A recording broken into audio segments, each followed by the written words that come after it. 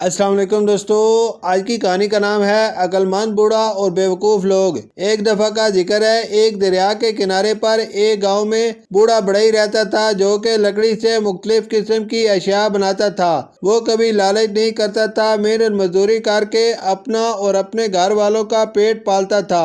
اس گاؤں کے لوگ کھیتی باڑی کرتے اور مال مویشی پالتے جو کہ کافی مہنگے داموں میں فروخت ہوتے تھے، اور ان جانوروں کے دودھ میں پانی کی ملاوٹ کر کے دودھ فروخت کرتے۔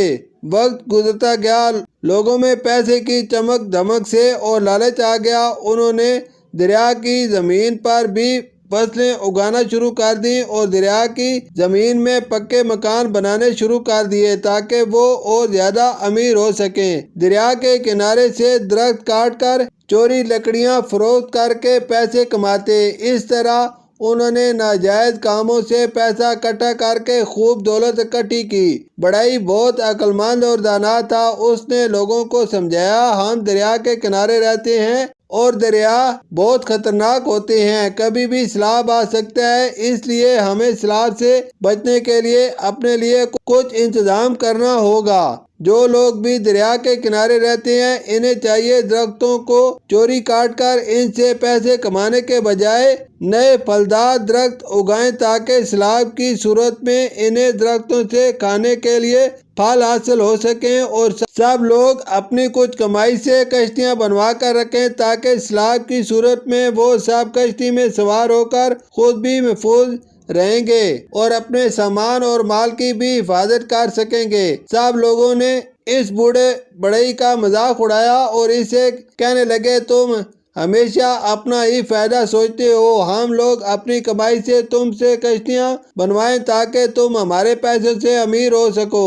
گاؤں والوں نے اس بوڑھے کی بات ماننے سے انکار کر دیا اور اسے کہنے لگے، جتنے پیسوں میں ہم تم سے کشتیاں بنوائیں گے جو ہمارے کسی کام کی نہیں، اتنے پیسوں سے ہم اپنے لیے عالیشان مکان بنائیں گے تاکہ لوگ ہماری شان و شوکت دیکھیں۔ بوڑھے نے لوگوں کو سمجھایا، میں اپنی زندگی میں پہلے بھی سیلاب دیکھ چکا ہوں، سیلاب سے بہت نقصان ہوتا ہے۔ بوڑھے شخص نے اپنے لیے ایک بہت بڑی خوبصورت کشتی بنائی اور اپنے کچے مکان کے باہر کھڑی کر دی۔ اس گاؤں میں دو بچے مینا اور احمد رہتے تھے جنہیں کشتیاں بہت پسند تھی۔ انہوں نے کچھ پیسے جمع کر کے اپنے لیے ایک خوبصورت کشتی بنوائی اور کشتی سے دریا میں سیر کرتے اور مچھلیاں پکڑتے اور باقی سب لوگ اس بوڑھے کا مذاق اڑاتے۔ بارشوں کا موسم شروع ہوا، ہر طرف طوفانی بارشیں شروع ہو گئیں، دریا میں بہت زیادہ پانی بڑھنے لگا، ہر طرف پانی ہی پانی ہو گیا۔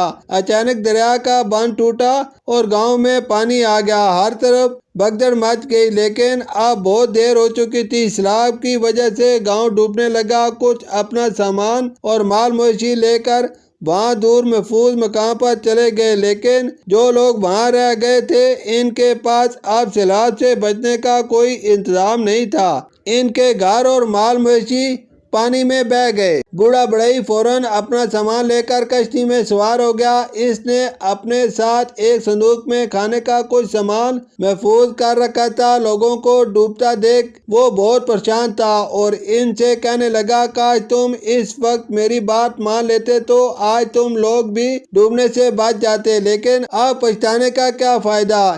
اس بوڑھے نے اپنی کشتی میں کچھ لوگوں کو سوار کرتا اور خشک زمین تک انہیں چھوڑ دیتا۔ مینا اور احمد بھی اپنی خوبصورت کشتی میں سوار ہوئے اور سیلابی پانی میں لوگوں کی مدد کرنے چل نکلے۔ انہوں نے بہت سے لوگوں اور جانوروں کو بچایا۔ ہر طرف بہت تباہی کا منظر تھا۔ ادھر دریا کے کنارے بنے پکے مکانوں میں سیلاب آ گیا، سب گھر پانی میں ڈوب گئے۔ لوگوں کا پانی سے بچنے کے لیے کوئی انتظام نہیں تھا۔ جن کے پاس کشتیاں تھیں وہ لوگ محفوظ تھے۔ سب لوگ بہت پچھتائے، کاش ہم اس بوڑھے کی بات مان لیتے اور آج ہم لوگ بھی سیلاب سے محفوظ رہتے۔ کچھ دن بعد سیلاب کا پانی ختم ہوا تو سب لوگ اس بوڑھے بڑھئی کے پاس گئے۔ انہوں نے بوڑھے بڑھئی سے معذرت کی اور بہت شرمندہ ہوئے۔ اب ان لوگوں کو سمجھ آیا کہ دریا کی زمین پر رہنا بہت خطرناک ہوتا ہے اور ان کے لیے سب سے ضروری یہ ہے کہ ہمیں لگے اسی جگہوں پر رہنے کے لیے اور سیلاب سے بچنے کے لیے کچھ انتظام ہونا چاہیے۔ لوگوں نے دوبارہ اپنے گھر آباد کیے اور دریا کے کنارے رہنے والے ہر گھر والوں نے کشتیاں بنوائیں اور بہت سے پھلدار درخت اپنے گاؤں کے آس پاس اگائے تاکہ ایسے مشکل حالات میں انہیں خوراک مل سکے۔ اب انہیں سیلاب سے کوئی خطرہ نہیں تھا۔ اس کہانی سے ہمیں یہ سبق ملتا ہے، ہمیشہ بڑوں کی بات ماننی چاہیے۔ شکریہ۔